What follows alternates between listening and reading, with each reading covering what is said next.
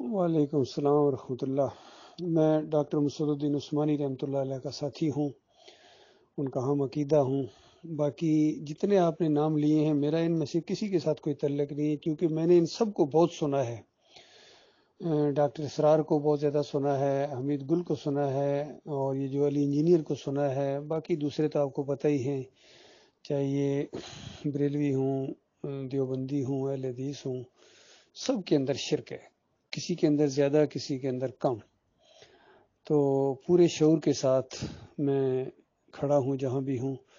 اور جس چیز کی میں دعوت دے رہا ہوں پورے شعور کے ساتھ کہ ایمان عقیدہ اصلی چیز ہے۔ سارے انبیاء توحید پھیلانے آئے تھے، رد شرک کرتے تھے اور کفر بالطاغوت کرتے تھے۔ تو ان لوگوں کی ایک مثال میں آپ کو دوں گا، اس کے بعد خود آپ سمجھ جائیں گے کہ ان کا معاملہ کہاں ہے۔ ڈاکٹر اسرار ایک دفعہ بیان کر رہے تھے، اس میں کہتے ہیں کہ حجت اللہ البالغہ کے اندر شاہ ولی اللہ صاحب کہتے ہیں کہ کچھ مرد ہوتے ہیں ان میں زنانہ پن ہوتا ہے، اور کچھ خواتین ہوتی ہیں ان میں کچھ مردانگی کے اثار ہوتے ہیں۔ اسی طرح کچھ فرشتہ صفت انسان ہوتے ہیں، جب وہ مرتے ہیں تو ان کی روحیں ملائکہ اسفل کے اندر اللہ تعالیٰ شامل کر دیتا ہے، اور پھر وہ کاروبار دنیا اسی طریقے سے چلاتے ہیں۔ ان کے اوپر الہام اسی طرح ہوتا ہے جس طرح فرشتوں کے اوپر ہوتا ہے۔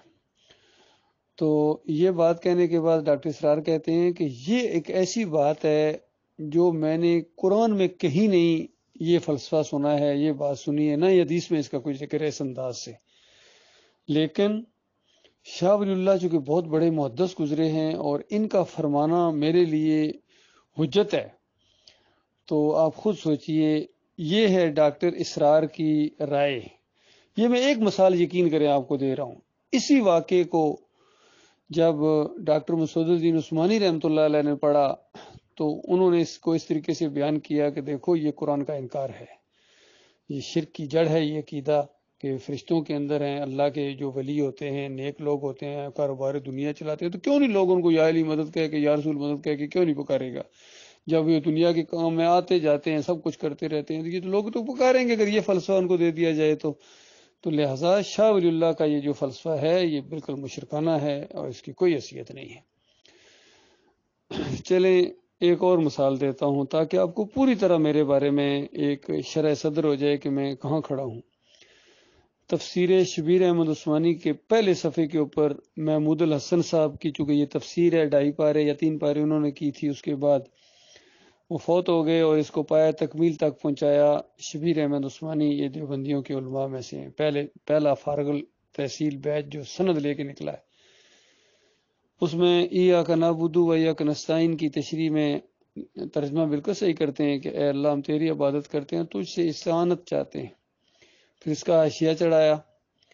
اور وہاں لکھا کہ دیکھو عبادت بھی اللہ ہی کی ہے اور استعانت بھی اللہ ہی سے ہے، لیکن اللہ کے کسی مقبول بندے کو خالص واسطہ رحمت الہی سمجھ کر اگر غیر مستقل جانتے ہوئے ان کو بھی پکار لیا جائے تو یہ ایاک نعبد و ایاک نستعین کے اندر آتا ہے۔ تو اس واقعے کو پڑھنے کے بعد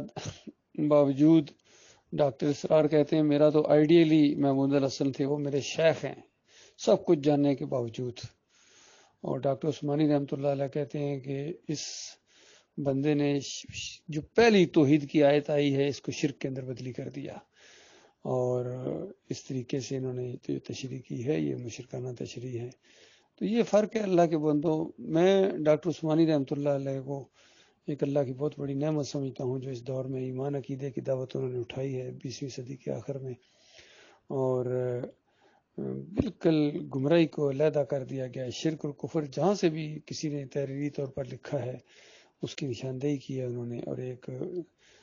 اصولی طور پر بات سامنے لائے ہیں کہ جو بھی آئے جس کا بھی عقیدہ قرآن اور حدیث کے خلاف ہے تو پھر وہ تمہارا نہیں ہے۔ کسی پر چوٹ لگے، کوئی ناراض ہو، اللہ کی عزت کا معاملہ ہے، اللہ کے وقار کا معاملہ ہے۔ ٹھیک ہے جی، میں نے اپنا تعارف کرا دیا آپ کو۔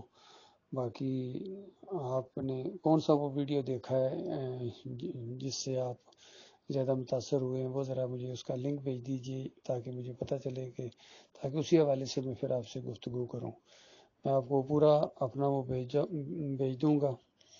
یوٹیوب کا جو چینل ہے آپ اس کو کھولیں، اور تقریباً ہر ٹاپک کے اوپر آپ کو بیان ملیں گے، میرے بھی ملیں گے، ڈاکٹر عثمانی رحمۃ اللہ علیہ کے بھی ملیں گے، اور ایک ہی نقطے کے گرد گھومتے ہیں کہ لا حکم الا ہوا لا الہ الا هو الرحمن الرحیم۔